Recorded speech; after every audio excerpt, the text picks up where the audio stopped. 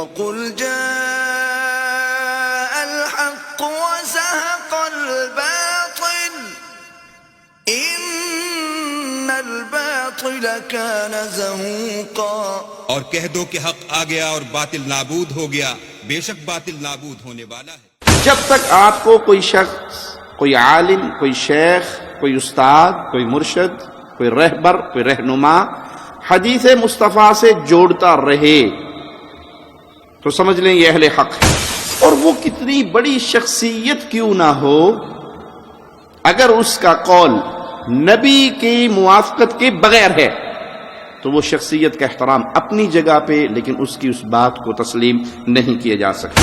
طلاق کے مسئلے پہ دلائل نہیں دے سکا بیچارہ، اور دلائل سے اس کی گود خالی تھی، اور سامنے اس کو کہنے والے کہہ رہے ہیں کہ اہل حدیث کے ہاں قرآن اور حدیث کی روشنی میں صحیح طلاق کا یہ طریقہ ہے۔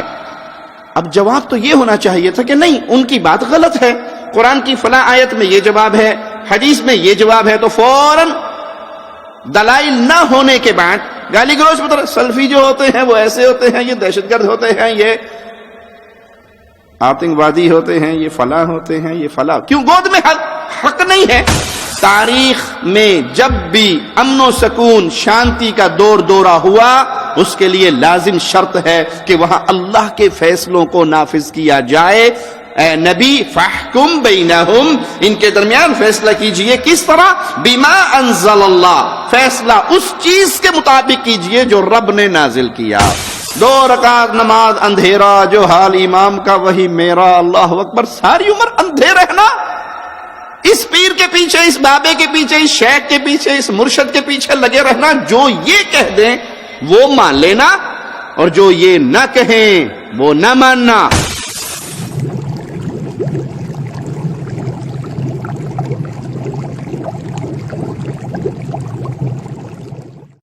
السلام علیکم ورحمۃ اللہ وبرکاتہ۔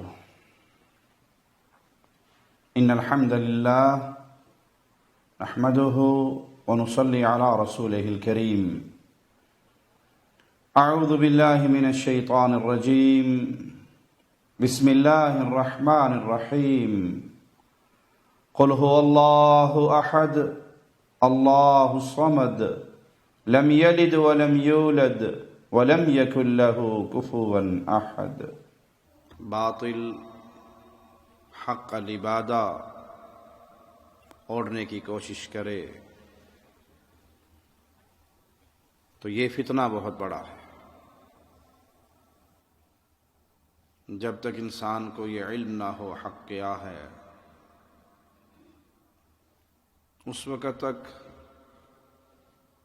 وہ صراط مستقیم پہ نہیں چل سکتا۔ اور آج تو یہ حالت ہے، ہر فرقے والا اپنے طور پہ یہ دعویٰ کر رہا ہے کہ میں ہی حق پر ہوں، باقی سب باطل ہیں۔ جس کو سن لیں، جس کو پڑھ لیں، ہر کسی کی زبان سے یہی جملے نکلتے ہیں، ہم حق پر ہیں، دوسرے باطل پر ہیں۔ اور جب ان کے نظریات کو دیکھا جائے، ان کے عقائد کو دیکھا جائے، ان کی فکر کو دیکھا جائے، تو ہر گروہ کا نظریہ دوسرے سے مختلف ہے۔ ہر پارٹی کی سوچ دوسری پارٹی سے مختلف ہے، اس کے باوجود ہر کسی کا دعویٰ ہے ہم حق پر ہیں۔ عام آدمی صرف پریشان نہیں، انتہائی پریشان ہے کہ ہم کہاں جائیں، ہم کیا کریں، ہم کیسے پہچانیں، یہ صاحب بھی، یہ مولوی صاحب بھی، یہ شیخ صاحب بھی، یہ پیر صاحب بھی ہاتھ میں قرآن لیتے ہیں اور دعویٰ کرتے ہیں ہم حق پر ہیں۔ حق کو پہچاننے کے لیے چند باتیں اپنے دل میں بٹھا لیں۔ سب سے پہلے حق ہے کیا؟ حق کی ڈیفینیشن کیا ہے؟ حق وہ ہے جو اللہ نے اتارا ہے، اور جب تک وہ خالص رہے گا وہ حق رہے گا۔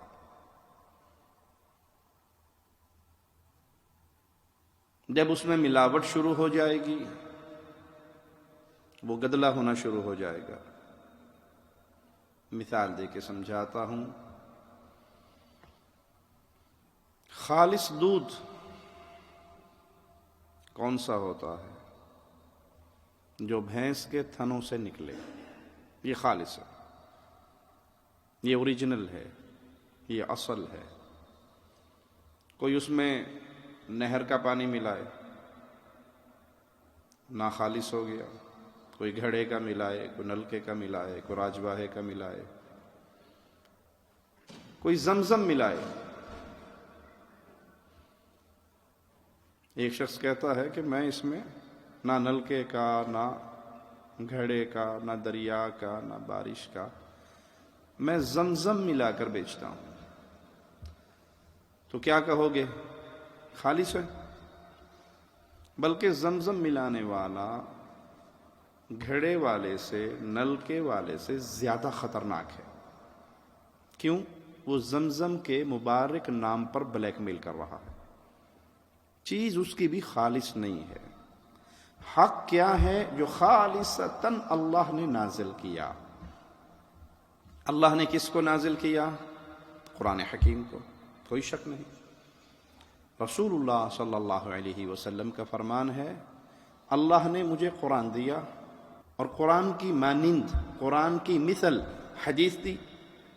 قرآن بھی اللہ کی طرف سے منزل ہے اور حدیث رسول بھی اللہ کی طرف سے نازل شدہ ہے۔ تو حق کی تعریف کیا ہے؟ جو اللہ کی طرف سے نازل ہوا، پیارے محمد صلی اللہ علیہ وسلم کے مبارک پاکیزہ طیب طاہر دل پر، اور ادا ہوا مصطفیٰ کی مبارک زبان سے، یا آپ کے مبارک عمل سے، یا آپ کی تقریر سے۔ آپ کے سامنے کوئی عمل کیا گیا اور آپ خاموش رہے تو وہ حق ہے۔ کلام الہی سنیے، مالک فرماتا ہے والذین آمنوا وعملوا الصالحات، جو لوگ ایمان لائے اور انہوں نے نیک اعمال کیے، وآمنوا بما نزل علی محمد صلی اللہ علیہ وسلم، اور ایمان لائے اس چیز پہ جو نازل ہوا محمد پر صلی اللہ علیہ وسلم۔ تو حق جڑا ہوا ہے پیارے نبی کے نام کے ساتھ۔ جب تک آپ کو کوئی یہ کہتا رہے کہ اللہ کے رسول صلی اللہ علیہ وسلم کا فرمان یوں ہے، پیارے نبی علیہ الصلاۃ والسلام نے یوں فرمایا ہے، آپ نے یوں کر کے دکھایا ہے، آپ کے سامنے یہ کیا گیا اور آپ نے خاموشی اختیار کی، تو یہ حق کا پیغام دے رہا ہے۔ اور جب اس کے اندر کوئی ملاوٹ شروع کر دے کہ نہیں جی نبی صلی اللہ علیہ وسلم کی ہستی تو واقعی بہت بڑی ہے، لیکن جو ہمارے حضرت کہہ دیں وہ بھی بہت سوچ سمجھ کے کہتے ہیں، وہ غلط نہیں کہہ سکتے، انہوں نے بھی پڑھا ہوا ہے، ان تک بھی حدیثیں پہنچی تھی، وہ بھی دین جانتے تھے، تو اگر ہمارے بزرگ کا یہ جملہ غلط ہوا تو اس کا مطلب یہ ہے کہ آپ امام صاحب سے زیادہ جانتے ہیں، آپ شیخ صاحب سے زیادہ جانتے ہیں، آپ پیر صاحب سے زیادہ جانتے ہیں، تو معنی یہ کہ یہ دودھ میں زمزم ملانے کی کوشش کر رہا ہے۔ شرط ہے اہل حق کے لیے وہ ایمان لائیں بما نزل علی محمد وہو الحق من ربہم، جو نازل ہوا محمد صلی اللہ علیہ وسلم پر، وہ کیا ہے؟ وہو الحق، وہی حق ہے۔ کس کی طرف سے؟ من ربہم، ان کے رب کی طرف سے۔ جب تک آپ کو کوئی شخص، کوئی عالم، کوئی شیخ، کوئی استاد، کوئی مرشد، کوئی رہبر، کوئی رہنما حدیث مصطفیٰ سے جوڑتا رہے تو سمجھ لیں یہ اہل حق ہے۔ کیوں؟ یہ ہمیں اس چیز کی طرف بلا رہا ہے، اس چیز سے جوڑ رہا ہے جو محمد صلی اللہ علیہ وسلم کی احادیث ہیں، آپ کی سنتیں ہیں، اور یہی حق ہے۔ اور جو آپ کو توڑے حدیث مصطفیٰ سے، کہ خود حدیث پڑھ کے کوئی عمل نہیں کرنا، خود حدیث پڑھ کے یہ نہ سمجھنا کہ ہم نے اصل بات کو پا لیا، نہیں، کسی نہ کسی کا دامن پکڑنا، کسی نہ کسی کے پیچھے لگنا، کسی نہ کسی کی بات ماننا، کسی نہ کسی کے مرید ہونا اور کسی نہ کسی سلسلے میں شامل ہونا ضروری ہے، تو پھر یہ اس چیز کا داعی نہیں ہے جس کو حق کہا جاتا ہے۔ جو انسان ایمان لے آئے، جو انسان نیک اعمال کرے، جو انسان حق کی تعریف یہ مانے کہ جو نازل ہوا محمد پر صلی اللہ علیہ وسلم وہ حق ہے، کفر عنہم سیئاتہم واصلح بالہم، تو اللہ پھر ان کی برائیوں کو دور کر دیتا ہے اور ان کے حال کو درست فرما دیتا ہے۔ یہ حال ہے اہل ایمان کا، یہ حال ہے اہل ایمان کا۔ اور جو باطل کے راستے پہ چلنے والے ہیں، ذلك بأن الذين كفروا اتبعوا الباطل وأن الذين آمنوا اتبعوا الحق من ربهم كذلك يضرب الله للناس أمثالهم، یہ اس لیے جن لوگوں نے کفر کیا انہوں نے باطل کی پیروی کی، جس طرح حق کی تعریف یہ ہے کہ وہ نازل ہوا ہے محمد صلی اللہ علیہ وسلم پر، اسی طرح باطل کی تعریف یہ ہے کہ یہ ٹکرا رہا ہے فرمان محمد الرسول اللہ سے، یہ مخالف ہے حدیث رسول کا، بس یہ قرآن کے خلاف ہے، یہ حدیث کے خلاف ہے۔ قرآن بھی اللہ کی طرف سے، حدیث بھی اللہ کی طرف سے، جو ٹکرا جائے قرآن اور حدیث سے وہ کسی کا قول کیوں نہ ہو، ذہن بنائیے، عقیدہ بنائیے، فکر بنائیے، سوچ بنائیے، جو مخالف ہو قرآن حکیم کا، جو مخالف ہو حدیث رسول کا، وہ کسی کا قول کیوں نہ ہو، وہ کتنے بڑے حضرت کیوں نہ ہو، ان کا نام کتنا عالی شان کیوں نہ ہو، بھائی سب کا احترام کرتے ہیں، پر محمد کے احترام کے بعد کرتے ہیں صلی اللہ علیہ وسلم۔ باطل کیا ہے؟ جو نبی سے ثابت نہیں، جو قرآن و حدیث سے ثابت نہیں، جو پیارے نبی کی سنت سے ثابت نہیں، جو پیارے نبی کے فرمان و عمل، قول و فعل و تقریر سے ثابت نہیں، تو جو باطل کے پیچھے چلتے ہیں وہ نافرمانی اور ناشکری کا راستہ اختیار کرتے ہیں، اور جو ایمان والے ہیں وہ حق کی اتباع کرتے ہیں جو ان کے رب کی طرف سے نازل ہوا۔ اسی طرح اللہ مالک لوگوں کے لیے مثالیں کھول کھول کے بیان کرتا ہے۔ یہ نسخہ کیمیا ہے پریشان رہنے والے لوگوں کے لیے۔ ہم کیا کریں؟ ہم کدھر جائیں؟ اس نے یہ کہا تو اس نے یہ کہا، اس کی یہ سوچ ہے تو اس کی یہ سوچ ہے، یہ بھی یہ دعویٰ کر رہا ہے اور یہ بھی یہ دعویٰ کر رہا ہے۔ بھائی پہلے آپ جس کے پاس جا رہے ہیں اس سے پوچھئے کہ آپ کی جھولی میں کیا ہے۔ قرآن و حدیث ہے، اہلاً و سہلاً۔ قرآن و حدیث نہیں ہے، اقوال ہیں، رجال ہیں، غیر نبی شخصیات کی آنکھیں بند کر کے ہر بات ماننے کا پیغام ہے، تو اس پیغام کو اپنے پاس رکھیے۔ یہ کسوٹی ہمیں شریعت نے نہیں دی کہ ہم ہر اس بات کو مان لیں جو کسی بھی بڑے سے بڑے بزرگ کی زبان سے نکلی ہو۔ ہمیں اس کے پیچھے چلنے کا شریعت نے حکم نہیں دیا اس وقت تک جب تک وہ اپنی بات کی تصدیق محمد الرسول اللہ صلی اللہ علیہ وسلم سے نہ کروا لے۔ اللہ کے نبی صلی اللہ علیہ وسلم سے بات ثابت ہو جائے، پھر بھلے وہ کوئی ہو، بھلے وہ شیطان ہو۔ مشہور قصہ ہے پہرے پہ کھڑے ہونے کا، ابو ہریرہ رضی اللہ عنہ رضا کا۔ شیطان آتا ہے، چوری کرتا ہے، آپ پکڑتے ہیں، وہ پھر آتا ہے، منتیں کرتا ہے، چھوڑ دیتے ہیں، پھر آتا ہے، تیسرے دن آتا ہے، کچھ کلمات سکھا جاتا ہے، آپ اللہ کے رسول صلی اللہ علیہ وسلم کے سامنے پیش ہوتے ہیں۔ جواب کیا ملتا ہے؟ شیطان تھا، بات رحمان کی سکھا کر گیا۔ شیطان کی بات پر اگر مہر لگی ہوئی ہے، وہ ایسے جملے سکھا کر جا رہا ہے، تو مانی جا سکتی ہے. کیوں؟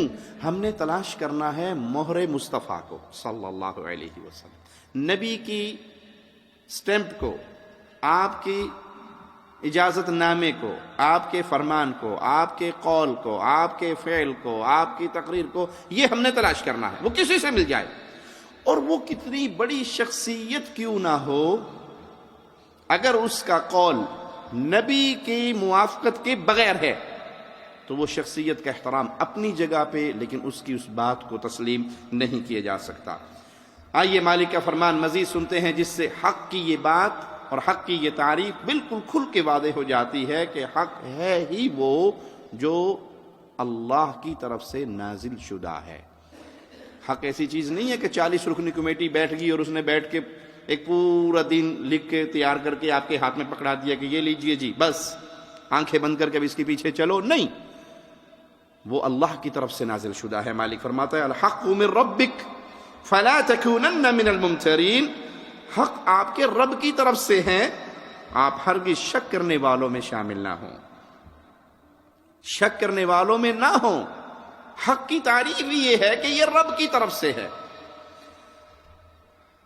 آج بہت سارے لوگ حق کے دعوے دار ہیں. سمجھانے کے لیے مثال دے دیتا ہوں.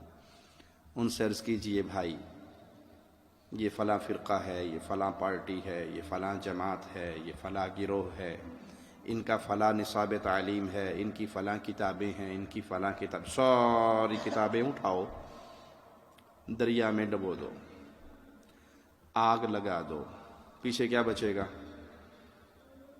اللہ کا کلام، محمد صلی اللہ علیہ وسلم کا فرمان. تیسری چیز تو باقی نہیں رہے گی. قرآن بچے گا اور حدیث بچے گی. اس کی طرف لوٹاؤ، جو یہاں سے ملے وہ لے لو، اور جو یہاں سے نہ ملے اسے چھوڑ دو. تو کوئی پارٹی، کوئی فرقہ، کوئی گروہ، کوئی جماعت، کوئی تنظیم باقی رہے گی. کیوں؟ یہ حق ہے. الحق من ربک. حق ہوتا ہی رب کی طرف سے ہے. بزرگوں کا لکھا ہوا، بابا جی کا لکھا ہوا، حضرت جی کا لکھا ہوا، 40 رکنی کمیٹی کے بیٹھ کے لکھے ہوئے فتاوی جات حق کی ڈیفینیشن نہیں ہے.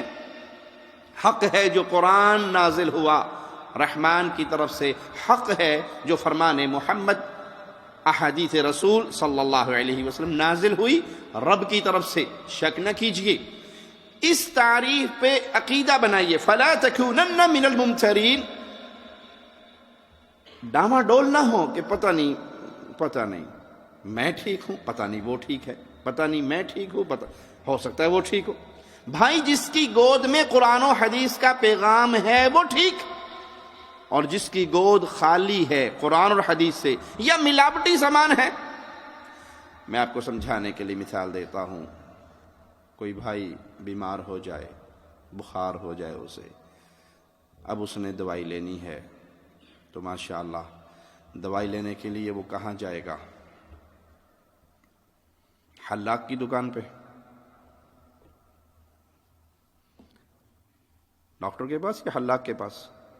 حلاق کے پاس تو اسطرا ہے نا، کینچی ہے، اس نے تو کاٹ پیٹ دینا. وہ کہے گا بھائی سر منڈوانا ہے تو آ جا. نہیں مجھے تو بخار ہوا ہے، نائی صاحب، حلاق صاحب بخار کے لیے کچھ کیجئے. وہ کہے گا میرے پاس تیرا سودا. سبزی لینی ہے تو کہاں جائیں گے؟ موچی کی دکان پہ. وہاں سے کیا ملے گا آپ کو؟ جوتی. کپڑا لینا ہے تو ڈاکٹر صاحب کے پاس جائیں گے. ڈاکٹر صاحب پینٹ شرٹ کے لیے کپڑا دے دیجئے. کہ بھائی میں تو تھرمامیٹر والا ہوں. تو جو چیز لینی ہے اسی سے متعلق بندے کے پاس جانا پڑے گا. مثال سمجھ آ گئی؟ ایک بندے کا دعویٰ ہے کہ ہماری گود میں قرآن اور حدیث اور فلاں بزرگ، قرآن اور حدیث اور فلاں بابا جی، قرآن اور حدیث اور فلاں حضرت جی، قرآن اور حدیث. قرآن حدیث کی وہ فہم جو ہمارے بابا جی نے لیا ہے، جو ہمارے شیخ جی نے لیا ہے، جو ہمارے بزرگوں نے فرمایا ہے، تو معنی یہ کہ اس کے پاس سودا خالص نہیں ہے، اس کے پاس ملاوٹ ہے. ایک دکان وہ ہے جو کہتا ہے بھائی میرے پاس صرف قرآن اور حدیث ہے. قرآن اور حدیث جس کو سمجھا اصحاب محمد الرسول اللہ نے صلی اللہ علیہ وسلم، صحابہ کے فہم کی روشنی میں میرے پاس سودا جو ہے وہ بڑا کھرا، خالص، بغیر ملاوٹ کے ہے، اور وہ ہے قرآن اور حدیث صحابہ کے فہم کی روشنی میں۔ تو یہ کون ہے؟ یہ اصل چیز والا ہے۔ اچھا، دکاندار اصل اور نقل والوں کی پہچان بھی آپ نے کرنی ہو نا، تو کیسے ہوتی ہے؟ جس کے پاس سودا 2 نمبر ہو نا، اس کی کوشش کیا ہوتی ہے کہ گاہک اندر داخل ہو گیا نکلے نا۔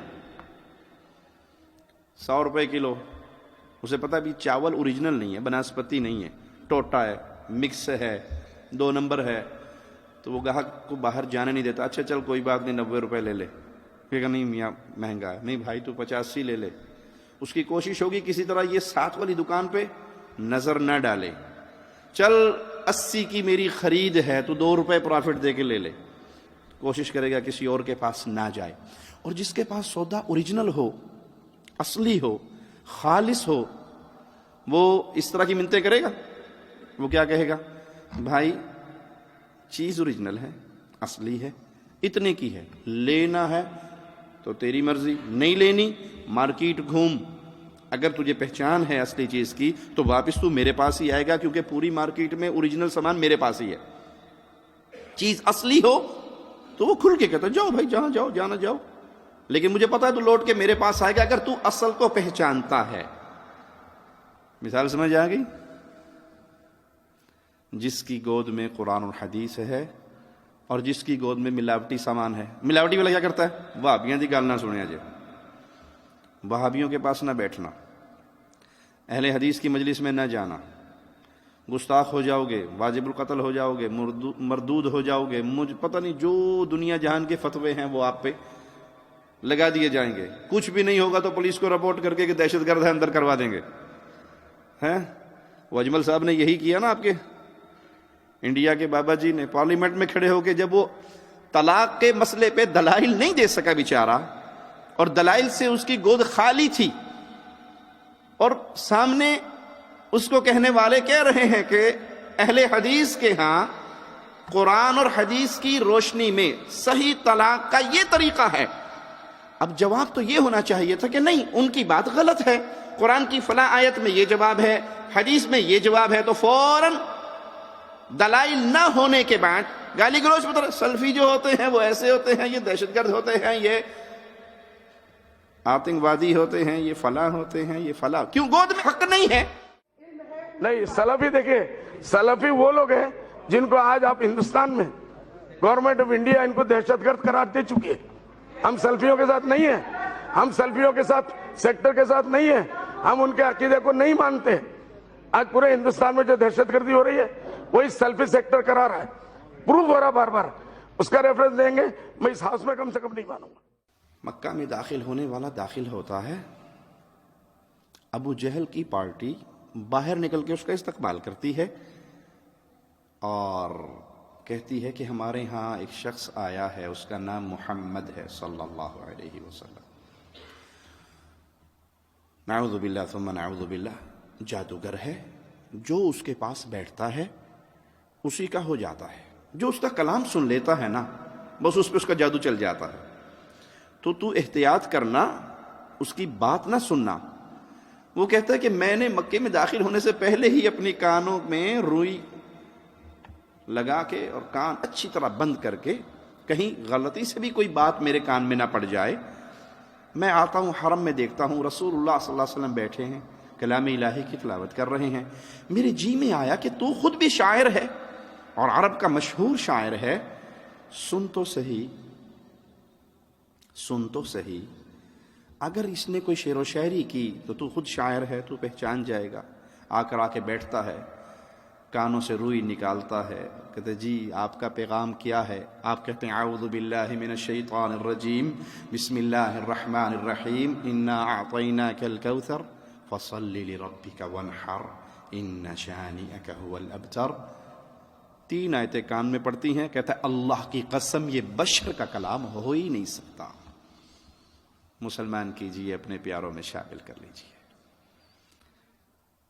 تو اہل کفر، باطل پرست، ان کی پہلی پلاننگ یہ ہے کہ سننے نہ دینا، اتنا بدنام کر دو کہ کوئی ان کی مجلس میں نہ بیٹھے.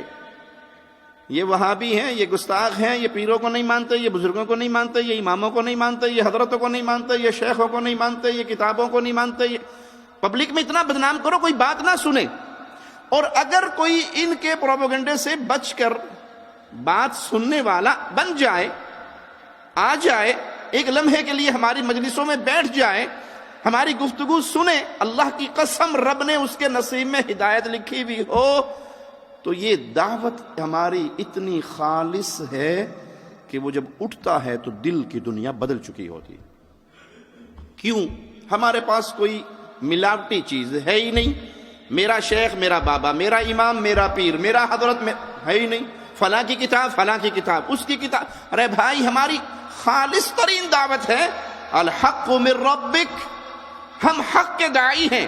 ہمارے ہاتھ میں ہے کیا؟ اللہ کا کلام، محمد کا فرمان صلی اللہ علیہ وسلم. تیسری چیز نہیں ہے. اور مسلمانوں کی سب سے اعلیٰ قیمتی ترین جماعت وہ اصحاب محمد کی جماعت ہے. قرآن ان کے سامنے نازل ہوا، احادیث رسول ان کے سامنے ارشاد ہوئی. جو انہوں نے اس کا فہم لیا، قرآن اور حدیث کو صحابہ کے فہم میں سمجھتے جاؤ، اس سے زیادہ خالص چیز آپ کو کہیں اور نہیں ملے گی. اور یہی وجہ ہے اللہ کی رحمت سے جو اس پیغام کو سنتا ہے، دل سے تعصب کے معاملے ہٹا کر سنتا ہے، تو یہ دعوت سیدھی اس کے دل پہ جا کے لگتی ہے. اسی لیے لوگوں کی کوشش ہوتی ہے کہ ان کی دعوت کو سننے نہ دو، ان کو بدنام اتنا کر دو کہ لوگ ان کی مجلس میں آنا ہی چھوڑ دیں. مالک کا فرمان سنیے، وَأَنزَلْنَا إِلَيْكَ الْكِتَابَ بِالْحَقِّ. ہم نے آپ کی طرف کتاب نازل کی حق کے ساتھ. یہ قرآن حکیم حق کے ساتھ نازل ہوا. مصدقا لما بین یدیہ من الکتاب ومہیمنا علیہ فاحکم بینہم بما انزل اللہ. اس حال میں کہ تصدیق کرنے والی ہے اس کتاب کی، یہ کتاب تصدیق کرنے والی ہے ان کتابوں کی جو اس سے پہلے نازل ہوئی، اور اس پر محافظ ہے. پس آپ ان کے درمیان فیصلہ کیجئے. فاحکم بینہم، ان کے درمیان فیصلہ کیجئے. بما انزل اللہ. کتنے پیارے جملے ہیں، سمجھنے والوں کے لیے کتنے آسان جملے ہیں. ان کے درمیان فیصلہ کیجئے. کس روشنی میں فیصلہ ہو؟ پنچایت کے فیصلے، قوم برادری کے مطابق، کس کے مطابق فیصلہ ہو؟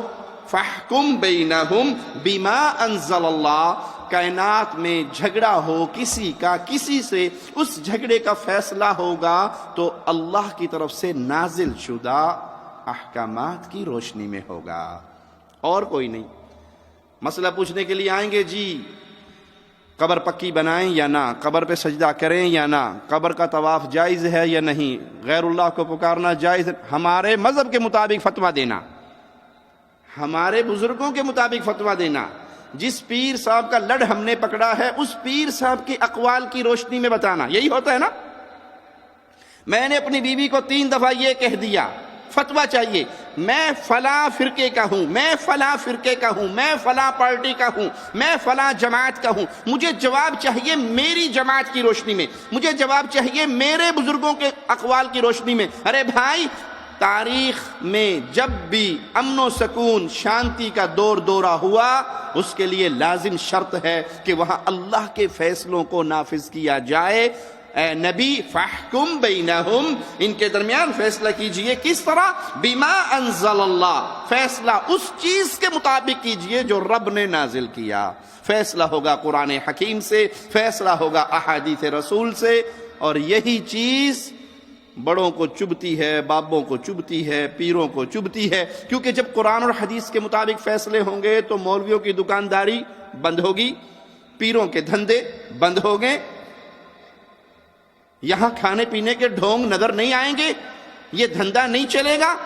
اس لیے وہ روکتے ہیں کہ ڈائریکٹ قرآن نہ پڑھنا، گمراہ ہو جاؤ گے، ڈائریکٹ حدیث نہ پڑھنا، گمراہ ہو جاؤ گے.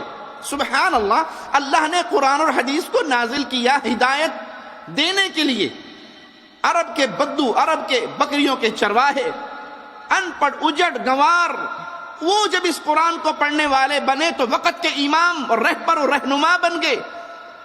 اور آج تم یہ پیغام دیتے ہو کہ قرآن نہ پڑھنا، حدیث نہ پڑھنا، بس 2 رکعت نماز اندھیرا، جو حال امام کا وہی میرا، اللہ اکبر، ساری عمر اندھے رہنا، اس پیر کے پیچھے، اس بابے کے پیچھے، اس شیخ کے پیچھے، اس مرشد کے پیچھے لگے رہنا، جو یہ کہہ دیں وہ مان لینا اور جو یہ نہ کہیں وہ نہ ماننا۔ بہت بڑے وقت کے بزرگ ہیں، مرنے کا وقت آیا، اپنے سینے پہ صحیح بخاری رکھ کے رونے لگ جاتے ہیں۔ شاگرد پوچھتے ہیں کاشمیری صاحب کیوں رو رہے ہیں؟ کہا میں نے عمر ضائع کر دی۔ کہا عمر ضائع کر دی؟ چھوٹے سے تھے جب آپ پڑھنے کے لیے آئے تھے، پڑھ کے عالم بن کے آپ اسی مدرسے میں استاد لگ گئے تھے، اور اب بوڑھے ہو گئے پڑھتے پڑھاتے، شیخ المشائخ ہیں آپ تو، آپ نے اگر عمر ضائع کر دی تو ہمارا کیا بنے گا؟ کہا نہیں بچوں، عمر ضائع کرنے کا معنی یہ ہے کہ میں ساری عمر محمد صلی اللہ علیہ وسلم کی احادیث کو اپنے امام کے قول کے مطابق ڈھالنے اور بگاڑنے میں لگا رہا، تعویل میں لگا رہا کہ کس طرح قول امام بلند ہو جائے اور حدیث کو اس کے تابع کر دوں۔ اب مرنے کا وقت آیا تو پریشان ہوں کہ اللہ نے پوچھ لیا تو کیا جواب دوں گا۔ جھگڑوں کا فیصلہ لوگوں کی رائے، لوگوں کے فتوے، بزرگوں کی باتوں سے نہیں ہوتا، جھگڑوں کا فیصلہ ہوتا ہے بما انزل اللہ۔ وَلَا تَتَّبِعْ أَهْوَاءَهُمْ عَمَّا جَاءَكَ مِنَ الْحَقِّ، ان کی خواہشات کی پیروی نہ کیجیے گا، اس سے ہٹ کر جو حق آپ کے پاس آیا ہے۔ حق کو چھوڑ کر کسی کی خواہش کے مطابق کچھ نہیں کہا جا سکتا۔ تو حق اور باطل کی پہچان کیسے ہوگی؟ کلام الہی سے، احادیث رسول سے۔ جس کا مسئلہ قرآن سے مل گیا حق والا ہے، جس کا مسئلہ حدیث سے مل گیا حق والا ہے، اور جو قرآن اور حدیث سے دلائل نہ لا سکا، پیش نہ کر سکا، اس نے کہا اور اس نے کہا، اس نے کہا اور فلاں نے کہا، کہیں نہ کہیں تو ہوگا۔ ایک بہت بڑا ڈھکوسلا مولویوں کی طرف سے یہ ہوتا ہے، جی بزرگوں نے یوں فرمایا، بھائی دلیل تو ہمیں نہیں پتا، لیکن دیکھیں نا کتنی بڑی شخصیت تھی، آخر اس نے فرمایا تو کہیں نہ کہیں تو ہوگا۔ یہ کس کنویں میں دفن ہوگا؟ قرآن واضح ہے، حدیث واضح ہے، نہ قرآن میں ہے نہ حدیث میں ہے، صرف آپ آنکھیں بند کر کے اندھے ہو کر یہ کہہ دیں کہ چونکہ بزرگوں نے کہا ہے تو کہیں نہ کہیں تو ہوگا۔ یہ علم کی پہچان نہیں ہے، یہ حق کی پہچان نہیں، بلکہ یہ باطل کی نشانی ہے کہ اس کے پاس اپنے قول کے لیے دلیل نہیں ہوتی۔ مالک کا ایک اور انداز غور کیجئے، والذی انزل الیک من ربک الحق ولکن اکثر الناس لا یؤمنون، جو کچھ آپ کی طرف نازل ہوا آپ کے رب کی طرف سے، حق کی تعریف کو آج دل میں بٹھا کے جائیے گا یہاں سے، جو کچھ آپ پر نازل ہوا آپ کے رب کی طرف سے، قرآن نازل ہوا رب کی طرف سے، احادیث نازل ہوئی رب کی طرف سے، اور فلاں بابا اور فلاں بابا، فلاں شیخ اور فلاں شیخ، اس کا حکم بھی نازل ہوا قرآن میں، آپ اس کو پکڑنا اور اس کو پکڑنا، اس کی بات ماننا اور اس کی بات ماننا۔ سائل سوال کرتا ہے اس مسئلے میں بتائیے، صحابی جواب میں کہتے ہیں اس مسئلے میں رسول اللہ صلی اللہ علیہ وسلم نے تو یوں فرمایا۔ سائل جواب میں پھر کہتا ہے شاید ابو بکر عمر کا قول تو یوں ہے۔ جواب دینے والے جواب دیتے ہیں ڈرتا ہوں تجھ پہ آسمان سے پتھروں کی بارش نہ ہو جائے، میں نے تجھے کہا کہ رسول اللہ صلی اللہ علیہ وسلم نے یوں فرمایا اور تو مجھے کہتا ہے کہ ابو بکر عمر نے یوں فرمایا۔ ارے پیارے بھائی، یہ ہمارے سلف کا منہج تھا، یہ صحابہ کے فہم کی نشانیاں تھی کہ وہ حدیث رسول کے مقابلے پر ابو بکر و عمر کے قول کو بھی برداشت نہیں کرتے تھے، اور آج تو حدیث سن کر کہا جاتا جی بات تو ٹھیک ہے حدیث میں ہے، پر میں اپنے مولوی صاحب سے پوچھوں گا، اور مولوی صاحب بڑے ڈھٹائی کے ساتھ کہتے ہیں جی حدیث تو صحیح ہے پر ہمارے مذہب کے خلاف ہے، ہم نے یہ نہیں ماننی۔ یہ تقسیم دلیل ہے کہ آپ حق پر نہیں ہیں، آپ جس راہ پہ چل رہے ہیں وہ باطل کی طرف ہیں۔ وَلَكِنَّ أَكْثَرَ النَّاسِ لَا يُؤْمِنُونَ، حق وہ ہے جو اللہ کی طرف سے نازل ہو، اور مالک خبر دیتا ہے اکثر لوگ اس پر ایمان نہیں لائیں گے۔ اکثر لوگوں نے اپنی عقیدت کی دکانداریاں اتنی بڑھا لی ہیں، اتنی چڑھا لی ہیں، وہ سب کچھ دیکھتے ہیں ان کے سامنے ہوتا ہے، اور پھر سب کچھ دیکھ کر بھی کہتے ہیں بڑی پہنچی ہوئی شخصیت ہے، پچھلے دنوں ایک پیر پکڑا گیا مجرم جو اپنی زبان سے خود اقرار کرتا ہے پیر کرنٹ شاہ شاگرد ہے پیر سرکٹ شاہ کا، اور اپنی زبان سے تسلیم کرتا ہے کہ میں اس وقت تک 700 عورتوں کا ریپ کر چکا ہوں۔ بے اولادی کا تعویذ بہانہ ہے اور دھندا بدکاری کا ہے، اور 700 عورتوں کے ساتھ میں بدکاری کر چکا ہوں۔ کیا نام ہے بھائی تمہارا؟ سائیں عابد کرنٹ پیر۔ سائیں عابد کرنٹ پیر۔ کرنٹ پیر۔ کرنٹ کون سا کرنٹ؟ جو بجلی لگاتے ہیں۔ جو بجلی کو لگاتے ہیں۔ تمہارے استاد کا نام؟ سفین پیر سرکٹ پیر۔ سرکٹ پیر۔ اچھا، ابھی تک کتنی عورتوں کو حوث کا نشانہ بنایا؟ 700-600۔ 600-700 عورتوں کو؟ کس طرح سے ورگلاتے تھے انہیں؟ جی کیسے ورگلاتے تھے؟ ہر بات پہ جی جی کر رہے ہو، سمجھ نہیں آ رہی بات؟ سمجھ گئی میں۔ ہاں، جی کیسے ورگلاتے تھے انہیں؟ بات ہے کہ گل نہ ہوئی۔ کیسے؟ کیا کہتے تھے انہیں؟ انہیں کیا کہتے تھا اسلام؟ ہاں جی ان کو یہی کہتا تھا نا، کیا؟ وہ دوائی دیتا تھا نا ان کو میں، کس چیز کی دوائی؟ یہ اولاد بن گئی۔ اچھا، اس کے بعد؟ اس کے بعد بتی پھیرتا تھا۔ بتی پھیرتے تھے؟ بتی کس طرح سے پھیرتے تھے؟ کیا کرتے تھے؟ وہ جس پہ مارتا تھا۔ اچھا ٹھہرو ایک منٹ، ٹیم ممبر بھیجے نہیں کوئی ادھر ذرا۔ ہاں ذرا بتاؤ۔ اچھا اچھا، اس طرح پورے جسم پہ ہاتھ پھیرتے تھے عورت کے ہیں؟ کتنی دیر اس طرح کا پروسیس کرتے تھے؟ یہ بس 15-20 منٹ۔ 15-20 منٹ ایسے کرتے تھے، اس کے بعد؟ بتی مارتا تھا، اچھا پھر دوائی دیتا تھا۔ اچھا ٹھیک ہے، پھر زیادتی بھی کرتا تھا۔ اچھا، ٹھیک ہے جی، 10-15 ہزار روپیہ کے دیتا۔ کس چیز کا؟ یہ دوائی کا، اولاد کا۔ اچھا، کتنی بیویوں کے ساتھ ابھی تک زیادتی کی ہے؟ 600-700۔ 600-700 بیویوں کے ساتھ۔ کتنی بیویوں کے ساتھ ابھی تک زیادتی کی ہے؟ 600-700۔ 600-700 بیویوں کے ساتھ۔ یہ شاگرد کا حال ہے، استاد کا کیا ہوگا؟ اور یہ جب خبر نکلتی ہے، جب پکڑا جاتا ہے تو تب لوگ پیر صاحب جعلی تھے۔ ارے بھائی، یہ مزارات پہ ہونے والے دھندے یہ سب ہیں ہی جعلی، یہ کاروبار ہیں، یہ بزنس ہے، اور یہ ایسا زبردست کاروبار ہے کہ اتنا کامیاب کاروبار دنیا میں کسی کا نہیں ہے۔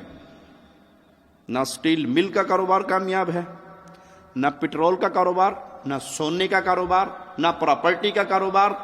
ہر چیز میں نقصان کے چانس ہیں۔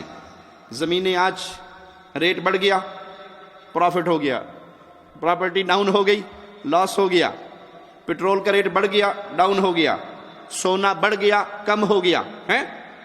ماشاءاللہ تبارک اللہ، سبز چادر، کالا جھنڈا، بابا جی سرکار کا بورڈ، کبھی ڈاؤن ہونا ہی نہیں ہے۔ دھندا ہے، کاروبار ہے، اس میں زارات پہ ملینز اکٹھے ہوتے ہیں۔ ان پیروں کے پاس کھربوں روپے ہوتے ہیں، اس لیے ان کی شادیوں میں اربوں روپے اڑائے جاتے ہیں۔ یہ سارے کہاں سے؟ اس پیر کا دھندا کیا ہے، کاروبار کیا ہے، بزنس کیا ہے؟ ایک بابا جی کو دفنایا، سبز چادر چڑھائی، غلہ لگایا، جوں پیر مشہور ہوتے گئے غلہ بڑا ہوتا گیا۔ اور بعض تو ایسے ہیں کہ اوپر لوہے کا غلہ رکھا ہوا ہے، نیچے بڑا سارا کمرہ ہے، وہ لوہے کے باکس میں نہیں چندہ جا رہا، وہ کمرے میں جا رہا ہے، اور وہ ماہانہ نذرانے کھربوں تک پہنچے ہوئے ہیں۔ پاکستان ایک ایسا ملک ہے جہاں کسی شہر، گاؤں، دیہات میں اچھا سکول، کالج اور ہسپتال ہو نہ ہو، مگر دربار اور مزار ضرور ہوگا۔ مزارات اور دربار سدا بہار کاروبار ہے۔ سٹیل مل سے لے کر PIA تک، ریلوے سے لے کر PTV تک، ہر ادارہ خسارے میں چلتا رہا، مگر مجال ہے جو کبھی مزارات کا بزنس ماند پڑا ہو۔ اس بزنس کو زوال نہیں ہے۔ پنجاب پنجاب کے بعد سب سے زیادہ مزارات آزاد کشمیر میں ہیں۔ صرف کشمیر کے درباروں اور مزارات کی سالانہ انکم 159.809 ملین روپے ہیں۔ لاہور کے معروف دربار میں صرف جوتے رکھنے کا ٹھیکہ 2 کروڑ روپے پر ہوتا ہے، جبکہ اس ایک دربار کی 25,97,01,569 روپے ریکارڈ انکم ہوئی۔ مزار پیر مکی سالانہ انکم 48 لاکھ روپے، میاں میر 10 لاکھ روپے، مادو لال 6 لاکھ روپے، بی بی پاک دامن 31 لاکھ روپے، دربار شاہ رکن 24 لاکھ روپے۔ ان درباروں اور مزارات میں سے جو محکمہ اوقاف کے تحت ہیں وہاں کرپشن کے قصے زبان زد عام و خاص ہیں۔ ہزاروں دربار اور مزارات وہ ہیں جو محکمہ اوقاف کے تحت نہیں ہیں، ان کی انکم بھی مجاور اور مافیاز کھاتے ہیں۔ حالیہ دنوں صاحبزادگان گولڑا شریف کی شادی خانہ آبادی کے خوب چرچے ہیں۔ پیرزادوں کی شادی کی تقریبات سے ہی اندازہ لگائیں کہ مریدوں کے چندوں پر کس قدر شاہ خرچیاں ہو رہی ہیں۔ غریب مریدوں کے چندے سے منعقد مہنگے ہوٹل کی تقریب میں سیاستدان، صحافی، بیوروکریٹ تو تھے، شاید ہی کسی غریب مرید کو یہاں مدعو کیا گیا ہو۔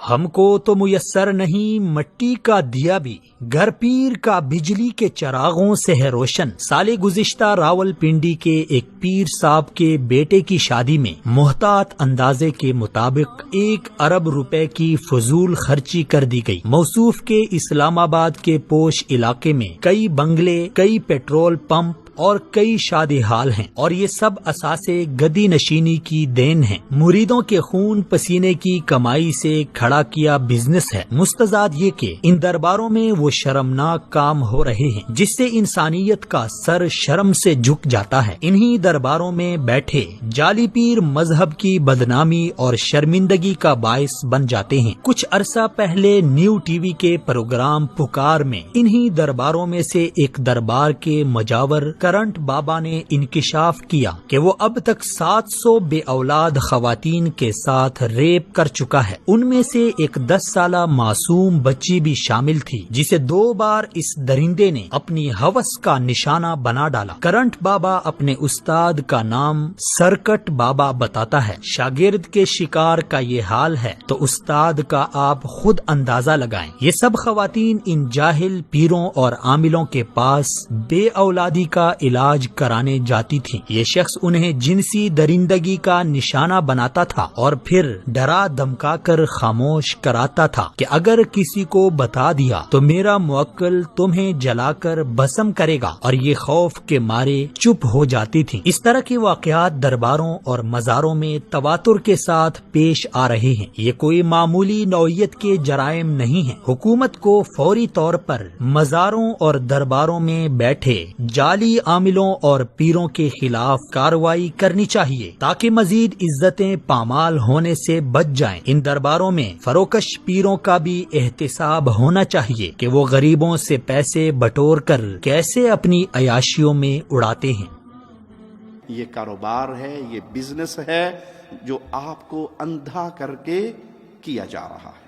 حق کی طرف آنے کی اجازت نہیں ہے، حق کی طرف سوچنے کی بھی اجازت نہیں ہے۔ اسی لیے لفظ وہابی اتنا بدنام کر دیا گیا ہے، اس کی نسبت کسی اور کی طرف کر کے رسول اللہ صلی اللہ علیہ وسلم کی احادیث کی طرف دعوت دینے والوں کو ایسے بدنام کر دیا گیا ہے کہ یہ اگر ایک کنویں پر سور پانی پی رہا ہے اور ایک کنویں پر وہابی پانی پی رہا ہے تو پیر کہتے ہیں کہ خنزیر والے کنویں سے پانی پی لینا، وہابی والے سے نہ پینا۔ یہ بدنام کرنے کی وجہ کیا ہے کہ اگر اتنا بدنام نہیں کریں گے تو جو ان کے پاس جائے گا اور یہ کہیں گے بھائی حق وہ ہے جو اللہ نے نازل کیا، حق ہے قرآن، حق ہے حدیث، تو یہ تو ہمارے مرید ٹوٹ گئے، ہمارے مرید ٹوٹ جائیں گے، دھندا بند ہوگا، کاروبار بند ہوگا۔ اس لیے اہل توحید کو بدنام کرو۔ پیارے بھائیوں، اپنی آنکھوں کو کھولیے، دنیا میں واحد ایک جماعت ہے جسے اہل الحدیث کہا جاتا ہے، اہل السنہ والجماعہ کہا جاتا ہے، جن کی نظریں آپ کی جیبوں پر نہیں ہوتی، آپ کی چمڑیوں پر ہوتی ہیں کہ اپنی چمڑی کو جہنم کی آگ سے بچا لو۔ آپ کی قبر میں نہ کوئی پیر آئے گا، نہ کوئی بابا آئے گا، نہ کوئی شیخ آئے گا، نہ کوئی مرشد آئے گا، کوئی نہیں آئے گا، یہ کہانی یہ پیر گھڑتے ہیں۔ ایک پیر جی کا کلام سن رہا میں، وہ کہتے ہیں معین الدین چشتی کا ایک مرید مرا، قبر پہ بیٹھ گئے پیر جی دفنانے کے بعد، اور چہرے پہ انتہائی پریشانی اور غم کے آثار تھے۔ اچانک چہرے پہ بڑی مسکراہٹ آئی، خوشی آئی، اور کہا الحمدللہ۔ مریدوں نے کہا پیر معین الدین چشتی صاحب کیا ہوا؟ کہا یہ میرا مرید تھا، بڑا گنہگار تھا، فرشتے عذاب والے پہنچ چکے تھے، عذاب شروع ہونے والا تھا، میری سفارش بھی قبول نہیں ہو رہی تھی۔ اچانک میرے شیخ معین الدین چشتی کے شیخ وہ تشریف لے آئے، اور انہوں نے کہا فرشتوں پیچھے ہٹ جاؤ، تمہیں پتہ نہیں ہے یہ میرے مرید معین الدین چشتی کا مرید ہے، یہ میرے مرید معین الدین چشتی کا مرید ہے، لہذا اس کو نہ کوئی ہاتھ لگائے۔ تو فرشتے پیچھے ہٹ گئے، اس کی زندگی بھر کے گناہ معاف ہو گئے، اور عذاب والے چلے گئے، جنت والے آ گئے۔ حضرت سیدنا خواجہ غریب نواز اپنے ایک مرید کے جنازے میں تشریف لے گئے، نماز جنازہ پڑھا کر اپنے دست مبارک سے آپ نے قبر میں اتارا۔ حضرت سیدنا بختیار کاکی رحمت اللہ تعالی علیہ فرماتے ہیں کہ تدفین کے بعد سارے لوگ چلے گئے، مگر حضور خواجہ غریب نواز رحمت اللہ تعالی علیہ اس مرید کی قبر کے پاس تشریف فرما رہے۔ اچانک آپ رحمت اللہ تعالی علیہ ایک دم غمگین ہو گئے۔ کچھ دیر کے بعد آپ رحمت اللہ تعالی علیہ کی زبان پر الحمدللہ رب العالمین جاری ہو گیا، اور آپ مطمئن ہو گئے۔ میرے استفسار پر فرمایا کہ میرے اس مرید پر عذاب کے فرشتے آ پہنچے، جس پر میں پریشان ہو گیا۔ اتنے میں میرے مرشد گرامی حضرت سیدنا خواجہ عثمان ہرونی علیہ رحمت اللہ الغنی تشریف لائے، اور فرشتوں سے اس کی سفارش کرتے ہوئے فرمایا اے فرشتوں، یہ بندہ میرے مرید معین الدین کا مرید ہے، اس کو چھوڑ دو۔ فرشتے کہنے لگے کہ یہ بہت ہی گناہگار شخص تھا۔ ابھی یہ گفتگو ہو ہی رہی تھی کہ غیب سے آواز آئی۔ کیا آواز آئی؟ کہ اے فرشتوں، ہم نے عثمان ہرونی کے صدقے معین الدین چشتی کے مرید کو بخش دیا۔ اب یہ کہانی سننے کے بعد جس کے پاس علم نہیں، شعور نہیں، عقل نہیں، وہ مرید ہونے سے پیچھے رہے گا؟ اور جس نے یہ حدیث سنی ہو کہ خود رسول کریم صلی اللہ علیہ وسلم اپنی لخت جگر حسنین کی ماں فاطمہ الزہراء سلام اللہ علیہا، اس کو کہتے ہیں اے بیٹی فاطمہ اعملی، عمل کرنا، لا اغنی عنکی من اللہ شیئا، فاطمہ اگر تیرے اللہ نے تجھے پکڑ لیا، تیرا باپ محمد تجھے چھڑا نہ سکے گا صلی اللہ علیہ وسلم۔ کہاں یہ صورتحال، اور کہاں پیر کام نہیں آیا تو دادا پیر کام آ گیا۔ معین الدین صاحب کام نہیں آئے، ان کی سفارش قبول نہیں ہوئی تو ان کے پیر کی قبول ہو گئی۔ یہ جھوٹی کہانیاں، یہ جھوٹے قصے گھڑے کیوں جاتے ہیں؟ تاکہ دھندا باقی رہے، کاروبار باقی رہے، پیری فقیری باقی رہے، نذرانے سالانے باقی رہیں۔ پیر کا گھر تو روشن ہے بجلی کے قمقموں سے، اور مرید کو میسر نہیں مٹی کا دیا بھی۔ یہ دھندا چلانے کے لیے یہ کہانیاں سنائی جاتی ہیں۔ مالک کا فرمان سنیے، سورۃ کہف ہے، آیت نمبر 29 ہے۔ مولا فرماتا ہے وَقُلِ الْحَقُّ مِن رَبِّكُمْ، اے نبی ان سے کہہ دو حق تمہارے رب کی طرف سے۔ یہ حق ہے، اس حق کی ڈیفینیشن کیا ہے، تعریف کیا ہے، پہچان کیا ہے؟ مِن رَبِّكُمْ، یہ لوگوں کا لکھا ہوا، لوگوں کا تراشا ہوا، لوگوں کا گھڑا ہوا، لوگوں کا بنایا ہوا نہیں ہے، یہ رب کی طرف سے نازل کیا ہوا ہے۔ فَمَنْ شَاءَ فَلْيُؤْمِنْ، اب جو ایمان لانا چاہتا ہے، جو چاہتا ہے مومن ہو جائے، وہ ایمان لائے کس چیز پہ؟ جو رب نے نازل کیا، قرآن اور حدیث۔ وَمَنْ شَاءَ فَلْيَكْفُرْ، اب جو چاہے کافر ہو جائے۔ اللہ نے حق بتا دیا، قرآن اور حدیث کو بھیج دیا، صحابہ کی جماعت نے سن کر دیکھ کر عمل کر لیا، اب تمہاری مرضی ہے، چاہے مومن بن جاؤ چاہے کافر ہو جاؤ۔ انا اعتدنا للظالمین نارا، جو ظلم کرتے ہوئے کفر کے راستے کو اپنائے گا اس کے لیے آگ تیار ہے۔ اب انسان کی مرضی ہے، وہ جدھر مرضی جائے، راہیں کھول دی میرے مولا نے، بیان کر دیا میرے اللہ نے، وضاحت کر دی میرے خالق و مالک نے۔ اس مفہوم کی آیات کلام الہی میں بہت زیادہ ہیں۔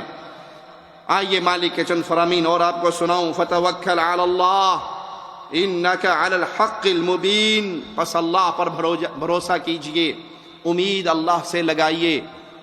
مردوں سے امید نہیں لگا سکتے، قبر والوں پہ امیدیں نہیں لگا سکتے، کیوں؟ مر گئے، اپنے اختیار میں کچھ نہیں ہے، دنیا چھوڑ گئے، زمین میں دفن ہو گئے۔ اگر اللہ کے اولیاء ہیں تو وہ قبریں ان کی جنت کے باغ بن گئے، ان کی برزخ کی زندگی شروع ہو گئی۔ ہم یہ کہیں کہ وہ مر گئے، قبر میں دفن ہو گئے، دیکھیں جی گستاخ، ارے بھائی یہ گستاخی نہیں ہے، یہ ہر بشر کے ساتھ ماجرا ہونا ہے، ہر بشر نے مرنا ہے، مر کے قبر میں دفن ہونا ہے۔ نیک ہے تو اس کی قبر جنت کا باغ ہے، اس کی برزخ کی زندگی سٹارٹ ہو گئی، یہ برزخی زندگی میں زندہ ہے، دنیاوی زندگی اس کی ختم ہو گئی، دنیاوی زندگی اس کی ختم ہو گئی، دنیا کا شعور ختم ہو گیا، یہ دنیا والوں کا شعور نہیں رکھتا، دنیا والے اس کی زندگی کا شعور نہیں رکھتے، یہ آخرت کی زندگی شروع ہو گئی، یہ برزخ کی زندگی شروع ہو گئی، یہ اللہ کی جنتوں کا مہمان بن گیا۔ اگر یہ اللہ کا ولی تھا اور ماجرا الٹ تھا تو تب بھی یہ آزمائش کے اندر اور فتنے کے اندر مبتلا ہو گیا اور قبر جہنم کا گڑھا بن جاتا ہے۔ کس کے لیے؟ جو کفر کرتا ہوا اور شرک کرتا ہوا اور معصیت کرتا ہوا اس دنیا سے گیا۔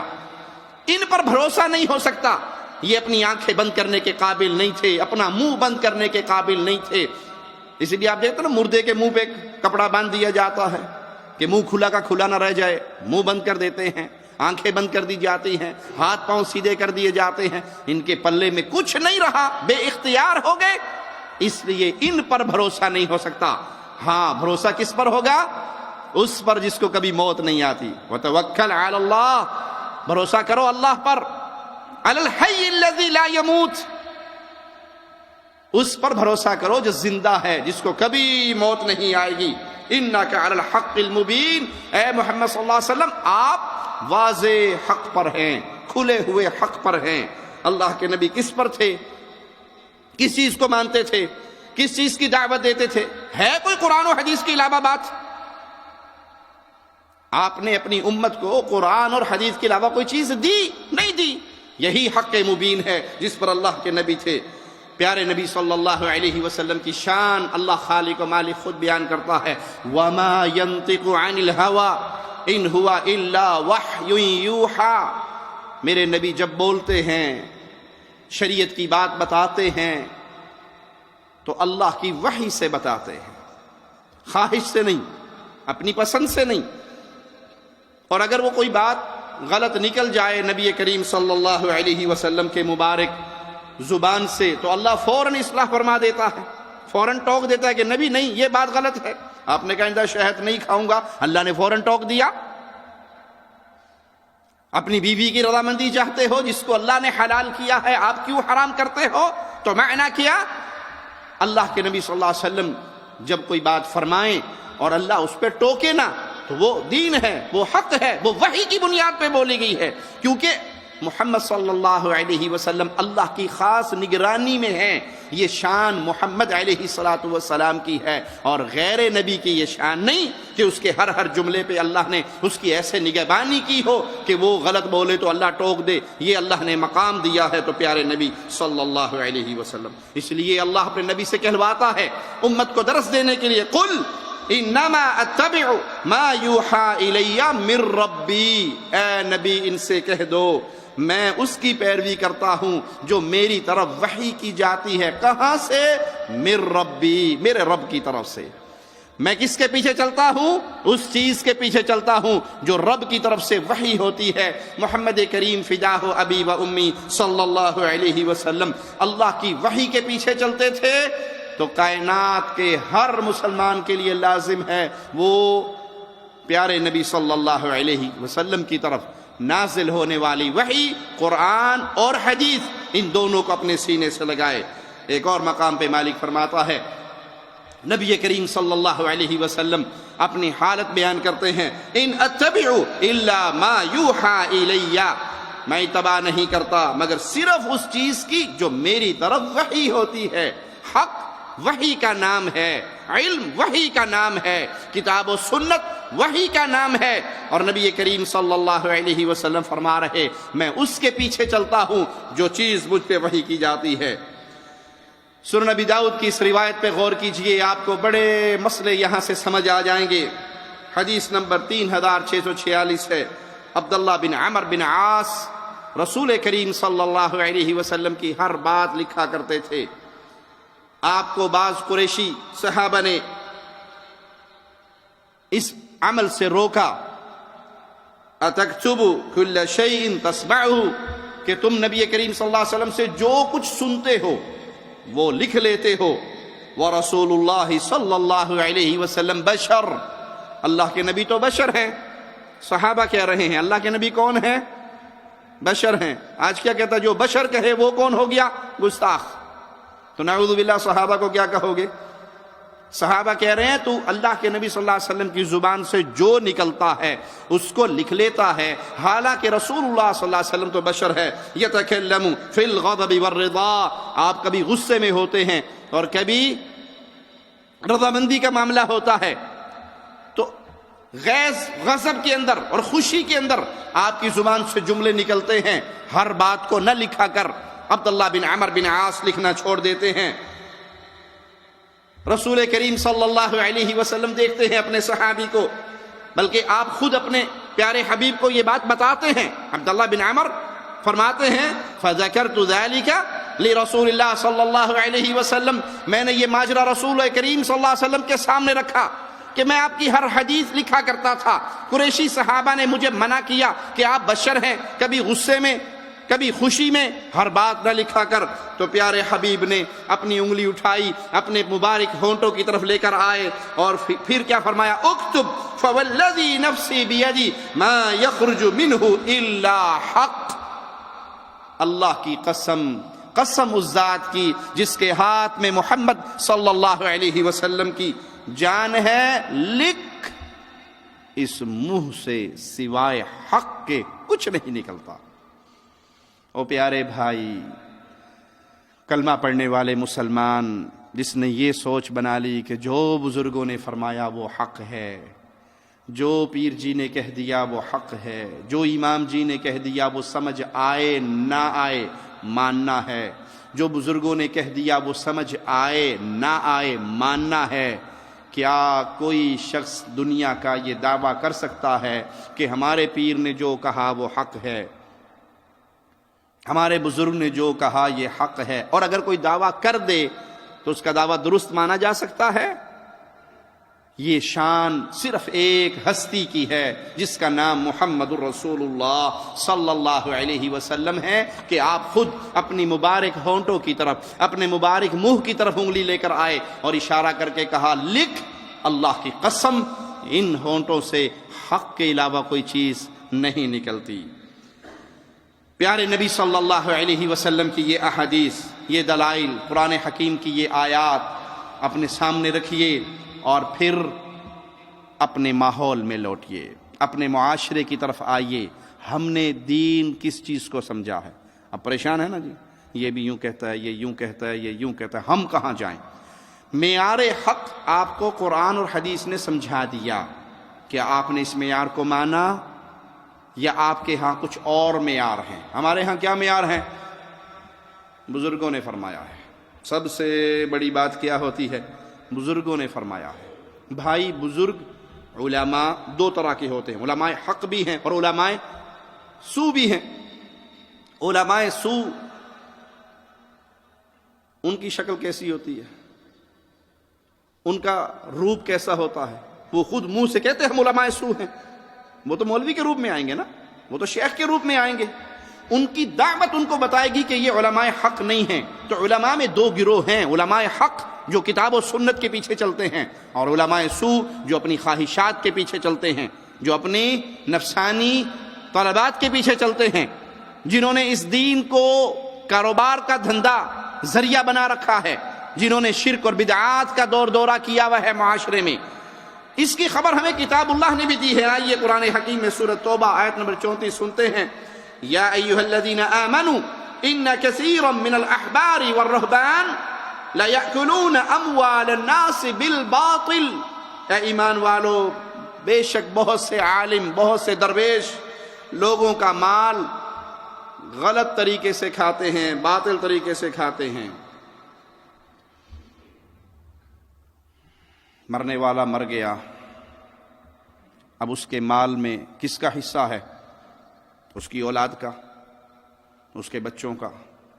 اس کے بچوں میں جو نابالغ بچے ہوئے وہ یتیم ہیں یا نہیں؟ یتیم ہیں. یتیموں کا مال کھانا کیسا ہے؟ جیسے اپنے پیٹ میں جہنم کی آگ ڈالنا. جو یتیم کا مال کھا رہا ہے گویا وہ آگ کھا رہا ہے. اگر بھائی فوت ہو جائے تو یتیم بھتیجوں پہ ظلم نہ کیا کریں، یتیم بھانجوں پہ ظلم نہ کیا کریں، کسی یتیم کا مال نہ کھائیں. بڑی شدید وعید ہے کہ یتیم کا مال کھانے والا گویا آگ اپنے پیٹ میں بھر رہا ہے. وہ پیسے پیٹ میں نہیں جا رہے، وہ گوشت اور دنیا کی نعمتیں نہیں جا رہی، وہ آگ کے انگارے پیٹ میں جا رہے ہیں. مولوی صاحب آگے گھر میں، ہاں جی ابا جی فوت ہو گئے، پہلے دن کا ختم کروائیے، پھر تیسرے دن کا ختم کروائیے، پھر 7ویں دن کا ختم کروائیے، پھر 9ویں دن کا ختم کروائیے، پھر 10ویں دن کا ختم کروائیے، پھر 40ویں دن کا ختم کروائیے. اب 40 دن تک جو یتیم کے گھر سے روٹی، کھانا، کپڑے، پیسے ملا لے کے جا رہا ہے، یہ حق کس کا تھا؟ یہ مال کس کا تھا؟ یتیم کا. کھا کون رہا ہے؟ تیجا 7واں 9واں 10واں 40واں قل چہلم برسی کرنے والا اور مولوی آ کے بیان کرنے والا وہ کھا رہا ہے یا نہیں؟ تو حقیقت میں وہ کس کا کیا اپنے پیٹ میں بھر کے لے جا رہا ہے؟ آگ لے کے جا رہا ہے. وہ کھانا نہیں ہے، وہ آگ ہے. وہ سراسر جہنم اس کے پیٹ میں بھری جا رہی ہے، اس کی آگ سے وہ اپنے پیٹ کو فل کر رہا ہے. تو قرآن حکیم نے خود خبر دی کہ بہت سے علماء، بہت سے درویش لوگوں کا مال برے طریقے سے کھاتے ہیں. کبھی 11ویں کے نام پہ، کبھی 12ویں کے نام پہ، کبھی ختم کے نام پہ، کبھی کنڈوں کے نام پہ، کبھی کسی نام پہ، کبھی کسی نام پہ وہ باطل طریقے سے کھاتے ہیں. ایک تو مال کھاتے ہیں، دوسرا وَيَصُدُّونَ عَن سَبِيلِ اللَّهِ، اللہ کے راستے سے روکتے ہیں. قرآن نہ پڑھنا گمراہ ہو جاؤ گے، حدیث نہ سیکھنا گمراہ ہو جاؤ گے. کیا کریں؟ بس جو ہم نے کہہ دیا، جو ہماری زبان سے نکل گیا، وہ اللہ کے راستے، قرآن سے روکنے والا اللہ کے راستے سے روکتا ہے. جو مولوی یہ درس دے کہ قرآن کو ترجمے سے نہ پڑھنا، وہ اللہ کے راستے سے روک رہا ہے، وہ اللہ کے راستے سے روک رہا ہے. جو احادیث سے آپ کو روکے کہ حدیثیں نہ پڑھنا، پیر جی، امام جی، مولوی جی، شیخ جی، مرشد جی، حضرت جی جو یہ کہہ دیں بس تم نہ پڑھنا، تو وہ اللہ کے راستے سے روک رہا ہے. وہ مجرم ہے، وہ ظالم ہے، وہ آپ کو اللہ کے راستے سے روک رہا ہے. آئیے ایک امام کا قول آپ کو سناؤں. فرماتے ہیں وَأَمَّا زَلَّةُ عَالِمٍ فَإِنِ اهْتَدَى فَلَا تُقَلِّدُوهُ دِينَكُمْ. اور رہی عالم کی لفظش خطا، تو عالم اگر ہدایت یافتہ ہی ہو، اپنے دین میں اس کی تقلید نہ کرنا. کیوں؟ آپ کو نہیں پتا کہ وہ کس بات میں گمراہ ہو گیا. آپ سوال کیجئے، عالم سے سوال کرنا کچھ اور ہے. سوال کرتے ہوئے آپ پوچھیں گے جناب حضرت جی ہم نے نماز پڑھنی ہے، ہمیں نماز کا نبوی طریقہ سکھائیے. وہ کہے گا اللہ کے نبی صلی اللہ علیہ وسلم کی حدیث یوں ہے. سوال کرنا کچھ اور ہے، لیکن کسی کو یہ حیثیت دے دینا کہ آپ آنکھیں بند کر کے آپ کا ہر قول میرے لیے حجت ہے، آپ سے دلیل کا سوال نہیں کروں گا، جو آپ فرما دیں گے آپ کا فرما دینا میرے لیے کافی ہے، تو حقیقت میں آپ نے اس کو مقام نبوت پر بٹھا دیا کہ ایک ہستی ہے محمد کریم صلی اللہ علیہ وسلم، وہ جو فرمائیں، جب فرمائیں، جیسے فرمائیں، ان کی ہر بات ماننا لازم ہے. اگر یہ مقام آپ نے اپنے دل میں کسی اور کا بھی پیدا کر لیا کہ چونکہ میں اس فرقے میں ہوں، چونکہ میں اس جماعت میں ہوں، چونکہ میں نے اس پیر کے ہاتھ پہ بیعت کر لی ہے، اب یہ جو کہیں گے، یہ سفید کہیں یا سیاہ کہیں، یہ دن کو رات کہہ دیں، رات کو دن کہہ دیں، ہم نے پیر صاحب کی بات کا انکار نہیں کرنا، تو سلف اس عمل سے منع کرتے ہیں، بلکہ حکم کیا ہے کہ تم دین کو وہاں سے لو جہاں سے ان بزرگوں نے لیا۔ کیا مطلب؟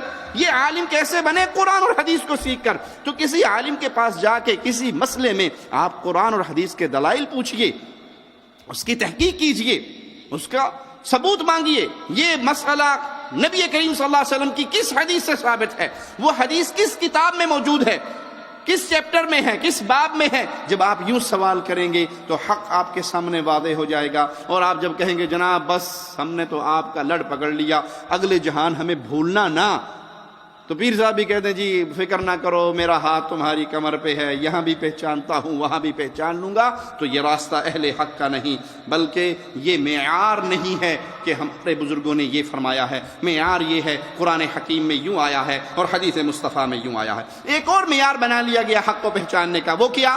باپ دادا نے یوں کہا، بڑوں نے یوں کہا، بزرگوں نے یوں کہا۔ باپ دادا ہمارے لیے معیار نہیں ہے۔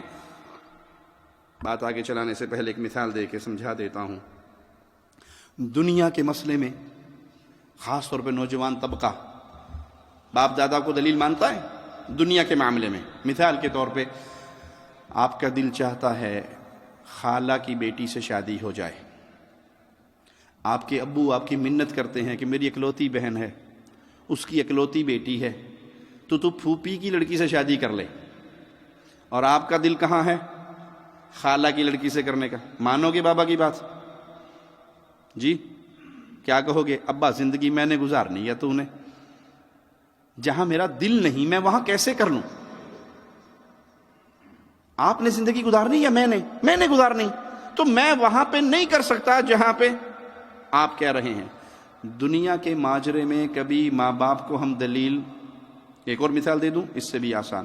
ایک شخص موچی کا بیٹا ہے، جوتی گاٹھنے والا، جوتی پالش کرنے والا، اس کا بیٹا، وہ بیٹا پڑھ لکھ کے ڈاکٹر بن گیا، کیا معاشرے میں کوئی بندہ اس کو تانا دے گا؟ ارے تو موچی کا بیٹا ہے نا، تیرا ابا موچی تھا نا، تو باپ کا راستہ کیوں چھوڑا؟ کوئی کہے گا؟ تو نے یہاں میڈیکل سٹور یا کلینک کھول لیا MBBS کر کے، اور سامنے تیرے ابا کی وہ چھوٹی سی کھوکھا ہے اس کا جہاں بیٹھ کے وہ پالش کرتا ہے، تو موچی کیوں نہیں بنا؟ تو نے باپ کا راستہ کیوں چھوڑا؟ تو وہ کہے گا بھلے آدمی، میرے دادا ابو غریب تھے، میرے ابا کو پڑھا نہیں سکے، ابا ان پڑھ رہ گئے، تو پھر پیٹ پالنے کے لیے موچی والا کام کرنا تھا، مجھ پر انہوں نے اپنا پیٹ کاٹ کاٹ کے پیسے لگائے اور مجھے پڑھایا، پڑھا لکھا، میں ڈاکٹر بنا، تو اس لیے تو کوئی تانا دے گا تو نے باپ کا راستہ چھوڑا؟ کوئی موچی کو تانا دے گا؟ نہیں دے گا۔ دنیا کے معاملے میں ماں باپ ہمارے لیے دلیل۔ ایک اور مثال دے دوں، آپ جو بھائی یہاں سعودی عرب آئے ہیں، اللہ آپ کو برکتوں سے نوازے، رزق کی تلاش کے لیے، اچھا مستقبل بنانے کے لیے دنیاوی لحاظ سے آپ آئے، آپ کے ابا آئے تھے یہاں پہ، کسی نے آپ کو کہا وہاں حیدرآباد سے چلتے میرا کام ہی کیوں جا رہا؟ ابا تیرا گیا تھا کیا سعودیہ؟ تو جا رہا سعودیہ؟ کسی نے تانا دیا؟ نہیں دیتے۔ دنیا کے مسائل میں ماں باپ حجت دلیل نہیں بنتے۔ اور آپ کہو کہ جناب قبر پہ سجدہ کرنا شرک ہے، تیرا ابا کرتا تھا، تو زیادہ پڑھ لیا کیا؟ تجھے سمجھ آ گئی، تیرے ابے کو نہیں آئی؟ ارے تیرے دادا تو خود گدی نشین تھے، وہ تو طواف بھی کرتے تھے، سجدہ بھی کرتے تھے، بکرا بھی کاٹتے تھے، نیازاں بھی چڑھاتے تھے، تیرے باپ دادا کو نہیں پتا؟ جہاں معاملہ دین کا آئے گا تو باپ دادا، تیرے دادا کے گھر سے علم نکلتا تھا، تیرے دادا 11ویں دیا کرتے تھے، تیرے دادا عرس پہ جایا کرتے تھے، تیرے دادا تعویذ پہنا کرتے تھے، تیرے دادا مرغے کی نیاز، بکرے کی نیاز دیا کرتے، تیرے دادا تیرے دادا تیرے دادا تیرے بابا تیرے دادا۔ دنیا کا معاملہ آئے تو باپ دادا سائیڈ پہ، اور دین کا جہاں معاملہ آتا ہے باپ دادا۔ ارے بھائی حق باپ دادے کا قول نہیں ہے، اور یہ دلیل اور یہ حجت بنانا اہل ایمان کا کام نہیں، بلکہ یہ حجت بنانا کس کا کام ہے؟ آئیے کلام الہی سنتے ہیں۔ وَإِذَا قِيلَ لَهُمُ اتَّبِعُوا مَا أَنزَلَ اللَّهُ قَالُوا بَلْ نَتَّبِعُ مَا أَلْفَيْنَا عَلَيْهِ آبَاءَنَا أَوَلَوْ كَانَ آبَاؤُهُمْ لَا يَعْقِلُونَ شَيْئًا وَلَا يَهْتَدُونَ۔ اور جب ان سے کہا جاتا ہے اس چیز کے پیچھے چلو، اس چیز کی پیروی کرو جو اللہ نے نازل کی، تو کفار مکہ، جواب میں کیا کہتے ہیں؟ ہم اس کی پیروی کریں گے جو ہم نے اپنے ماں باپ کو کرتے ہوئے دیکھا۔ حق اللہ کی طرف سے نازل شدہ ہے، ماں باپ کے اقوال، قوم قبیلے کے بڑوں کے اقوال یہ حجت نہیں ہے، اور یہ حجت بنانا کفار کا کام ہے، کفار کا یہ دعویٰ ہے۔ کفار کی اللہ خبر دے رہا ہے کہ جب ان سے یہ کہا جائے تم پیروی کرو اس کی جو اللہ نے نازل کی محمد صلی اللہ علیہ وسلم پر، وہ جواب میں کہتے ہیں بل نتبع ما الفینا علیہ آباءنا، ہم تو وہ کریں گے جو اپنے ماں باپ کو کرتے ہوئے دیکھا ہے۔ اولو کان آباؤہم لا یعقلون شیئا ولا یہتدون، مالک سوال کرتا ہے اگر تمہارے ماں باپ بے عقل تھے، بے ہدایتے تھے، تو کیا تم ان کے پیچھے چلو گے؟ تم ان کے راستے پر آؤ گے؟ نہیں، ان کا راستہ دلیل نہیں ہے، ان کا راستہ حجت نہیں ہے۔ حجت کیا ہے؟ حجت کیا ہے؟ کہ آپ اس راستے پر چلیں جو راستہ ہمیں سکھایا ہے کتاب اللہ نے اور سنت محمد الرسول اللہ نے۔ اللہ سے دعا ہے اللہ ہمیں حق پر قائم رکھے، اللہ ہمیں حق سننے والا، ماننے والا، عمل کرنے والا اور اس حق کے پیغام کو آگے پھیلانے والا بنائے، اسی پہ زندہ رکھے، اسی پہ ہماری موت ہو۔ اللہ ہمیں اس حال میں اپنے پاس بلائے کہ ہم لا الہ الا اللہ محمد الرسول اللہ کا پیغام، اس کلمہ کا پیغام، اس توحید اور اتباع رسالت کا پیغام دنیا میں عام کر رہے ہوں۔ ہماری صلاحیت، ہماری جان، ہمارا مال، ہماری زبان، ہماری قلم، ہمیں اللہ کی طرف سے دی ہوئی ایک ایک صلاحیت وہ لا الہ الا اللہ کو نشر کرنے میں خرچ ہو رہی ہو۔ میں قیامت کے دن ان خوش نصیبوں میں شامل ہو جاؤں جن کے بارے میں کچھ لوگ کھڑے ہو کر گواہی دیں کہ میں حق پر آیا، ذریعہ یہ بنا، میں حق پر آیا، ذریعہ یہ بنا۔ تو اللہ کی قسم سمجھ لیجئے کہ آپ کامیاب لوگوں میں شامل ہو گئے اگر آپ لوگوں کی ہدایت کا ذریعہ بن گئے۔ رسول کریم صلی اللہ علیہ وسلم نے سیدنا علی کو روانہ کرتے ہوئے کہا تھا، علی ایک بندہ اگر تیری وجہ سے مسلمان ہو گیا سرخ قیمتی اونٹوں سے زیادہ افضل ہے تیرے لیے۔ تو میرے پیارے بھائی، میرے وہ بھائی جس کو توحید مل گئی، جس کو عقیدے کی اصلاح جس کی ہو گئی، جس نے حق کو پہچان لیا، اگر آپ نے اس پیغام کو سننے کے بعد آگے پہنچانا شروع کر دیا، آپ کی دعوت سے، آپ کی کوشش سے، آپ کے مال سے، آپ کی زبان سے، آپ کے قلم سے کوئی ایک بندہ غیر اللہ کی عبادت سے توبہ طائب ہو کر اللہ کی عبادت کرنے والا بن گیا، 2 3 4 5 10 لوگ ایسے تیار ہو گئے جس میں آپ سبب بنے ان کی ہدایت کا، تو اللہ سے امید ہے کہ ہم کامیاب لوگوں میں شامل ہو گئے۔ یہ بڑا عظیم سرمایہ ہے، اور اگر ہم نے سنا اور اپنے دلوں میں، سینوں میں دفن کر کے ہم مر گئے تو پھر یہ بہت خسارے کا سودا ہے، کیونکہ قیامت کے دن انسان اللہ کے سامنے کھڑا ہوگا، اس سے جو سوالات ہوں گے، جن کے جوابات دیے وہ ہل نہیں سکے گا، اس میں ایک سوال یہ بھی ہوگا جو علم تجھ تک پہنچا تھا اس کے مطابق تو نے کیا عمل کیا۔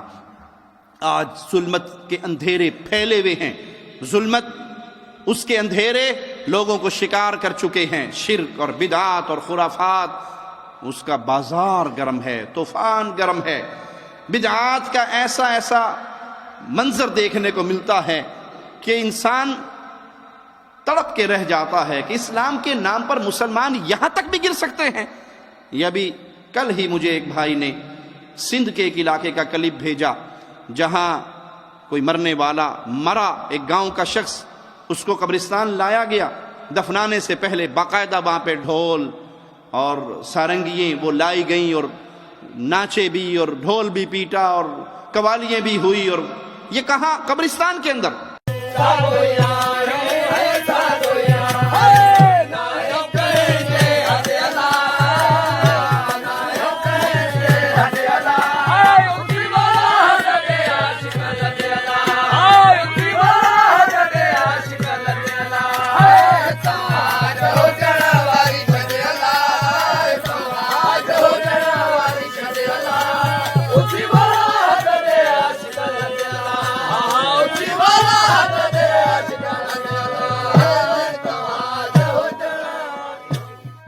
سبحان اللہ، لوگ پہلے مردوں کو دفنانے جاتے تھے تو غم اور دکھ کے ساتھ۔ پیارے نبی صلی اللہ علیہ وسلم ایک جنازے کے ساتھ چلے، اس جنازے کی قبر، اس میت کی قبر کی تیاری میں بھی کچھ وقت تھا تو آپ بیٹھ گئے، اور اس قبر کو یاد کرتے ہوئے آپ کی آنکھوں سے آنسو بہنے لگے، اور آپ نے صحابہ سے آپ نے کہا لِمِثْلِ هَذَا فَاعِدُّوا، اس قبر کے لیے تیاری کر لو اے میرے صحابہ۔ غم کی حالت میں آپ کے آنسو بہ رہے ہیں۔ سیدنا عثمان رضی اللہ عنہ وارضا اس قبر پہ آتے تو اتنا روتے، سائل کہتا کبھی جنت کے اور جہنم کے ذکر پہ آپ اتنا نہیں روئے جتنا اس قبر کو یاد کر کے روتے ہو۔ فرمایا یہ پہلی امتحان گاہ ہے، جو یہاں فیل ہو گیا اس کے لیے اگلی منزلیں بڑی مشکل ہوں گی، اور جو یہاں پاس ہو گیا اے اللہ اپنے فضل سے ہمیں پاس ہونے والوں میں شامل فرمانا، اس کے لیے آگے آسانیاں ہیں۔ تو قبر تو خاص ایک ایسی جگہ ہے جہاں جا کر انسان پہ غم طاری ہوتا ہے، جہاں پر آخرت کی فکر طاری ہوتی ہے۔ لیکن برا ہو بدعات کو پھیلانے والوں کا اب یہ حالت ہوگی کہ قبرستان میں بھی ڈھول بج رہے ہیں، باجے بج رہے ہیں، چمٹے بج رہے ہیں، اور لوگ قوالیاں گا رہے ہیں۔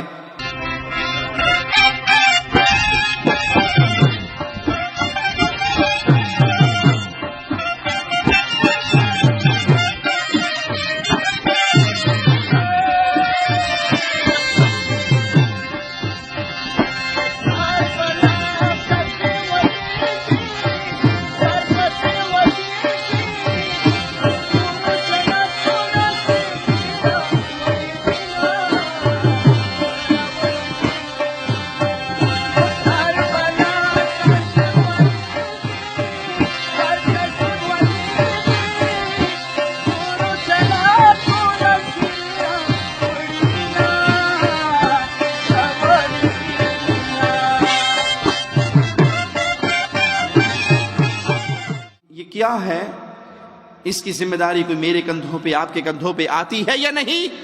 اگر آپ وارث ہیں صحابہ کے، آپ سمجھتے ہیں کہ ہم وارث ہیں اللہ کے نبی صلی اللہ علیہ وسلم کے، ہم وارث ہیں پیارے نبی کے صحابہ کے، ہم نے اس دین حنیف کو سیکھا ہے، ہم حق کو پہچان چکے ہیں، تو اللہ کی قسم میں بھی ذمہ دار ہوں اور آپ بھی ذمہ دار ہیں۔ اپنی محنت کیجئے، کوشش کیجئے، اپنے رشتہ داروں میں، اپنے دوستوں میں، اپنے عزیزوں میں اس پیغام توحید کو عام کیجئے، پیارے نبی کی پیروی کے پیغام کو عام کیجئے، شرک اور بدعات کے ان اندھیروں میں نور توحید کو روشن کیجئے۔ اللہ سے دعا ہے اللہ ہمیں اپنے دین کی خدمت کے لیے قبول فرما لے، اللہ ہمیں اپنے دین کی خدمت کی توفیق عطا فرمائے، اللہ ہمیں اپنے دین کا نوکر چاکر رکھ لے، اور اس نوکری چاکری کو اللہ قبول فرما لے۔ اس حال میں اللہ ہمیں موت دے، آخری لمحات میں بھی ہماری زبان سے نکل رہا ہو لا الہ الا اللہ، ہم توحید کا نور پھیلاتے ہوئے شہادت کی موت پاتے ہوئے اللہ کی جنت کی طرف روانہ ہو رہے ہوں۔ اقول قولی ھذا واستغفر اللہ لی ولکم